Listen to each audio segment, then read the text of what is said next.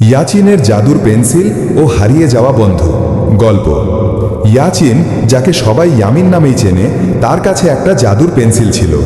সেই পেন্সিলে সে যা আঁকত তাই বাস্তবে রূপ নিত। ইয়ামিন তার এই শক্তি দিয়ে বন্ধুদের আবদার মেটাত। কখনো আকাশে উড়ন্ত সাইকেল, কখনো রং বেরঙের আইসক্রিম। ইয়ামিনের সবথেকে কাছের বন্ধু ছিল ছোট্ট মিতু। মিতুর বাবা গরিব ছিলেন, তাই মিতু কখনো দামি খেলনা বা সুন্দর পোশাকের বায়না করত না।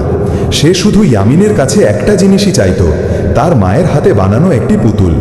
মিতুর মা মারা যাওয়ার আগে পুতুলটি বানাতে চেয়েছিলেন, কিন্তু কাজ শেষ করতে পারেননি। একদিন মিতু প্রচণ্ড অসুস্থ হয়ে গেল। ডাক্তার বললেন মিতুর খুব দ্রুত দামি চিকিৎসার দরকার। ইয়ামিন তার জাদুর পেন্সিল নিয়ে বসল। সে বিশাল একটা টাকার পাহাড় আঁকতে পারত, কিন্তু সে জানত ডাক্তার আর টাকা সব সমস্যার সমাধান নয়। সে গভীর মন খারাপ নিয়ে আঁকল মিতুর মায়ের হাতে বানানো পুতুলটা। পুতুলটা আঁকার সাথে সাথে সেটি বাস্তবে রূপ নিল। পুতুলটির চোখ, হাসি আর পরনের শাড়ির ভাঁজ সব কিছুতেই যেন মিতুর মায়ের ভালোবাসার ছোঁয়া। পুতুলটা হাতে নিয়ে ইয়ামিন দ্রুত মিতুর কাছে গেল। মিতু তখন হাসপাতালের বিছানায়, নিস্তেজ। মিতু, দেখ তোর মায়ের পুতুল। ইয়ামিন পুতুলটা মিতুর হাতে তুলে দিল। মিতু ক্ষীণ হেসে পুতুলটা বুকে জড়িয়ে ধরল। সেই মুহূর্তে যেন তার মুখের যন্ত্রণার ছাপ মুছে গেল।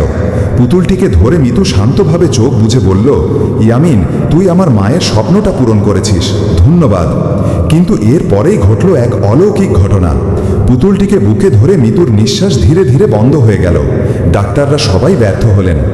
ইয়ামিন প্রচণ্ড শোক পেল। তার জাদুর পেন্সিল দিয়ে সে সবকিছু করতে পারে, কিন্তু তার বন্ধুকে ফিরিয়ে আনতে পারল না। পরের দিন ইয়ামিন তার জাদুর পেন্সিল নিল এবং হাসপাতালের বাইরে দাঁড়িয়ে থাকা একটা বড় দেওয়ালের দিকে পাকালো। চোখের জল মুছতে মুছতে সে আঁকল একটা সুন্দর বাগান, যেখানে মিতু সেই পুতুল নিয়ে খেলা করছে। তার পাশে হাসি মুখে দাঁড়িয়ে আছেন মিতুর মা। ইয়ামিন তখন বুঝতে পারল তার পেন্সিল হয়তো জীবন ফেরাতে পারে না, কিন্তু সে ভালোবাসার স্মৃতি আর শান্তির ছবি এঁকে দিতে পারে। এরপর থেকে ইয়ামিন তার জাদুর পেন্সিল দিয়ে শুধু মজা বা খেলনা নয়, বরং মানুষের মনে জমে থাকা কষ্টের স্মৃতিগুলো মুছে দিত আর এঁকে দিত ভালোবাসার আর শান্তির নতুন নতুন ছবি। আর মিতুর সেই পুতুলটা, সেটা সব সময় তার টেবিলের উপর থাকত, যেন তা ইয়ামিনকে মনে করিয়ে দেয় সবচেয়ে বড় জাদু হলো নিঃস্বার্থ ভালোবাসা।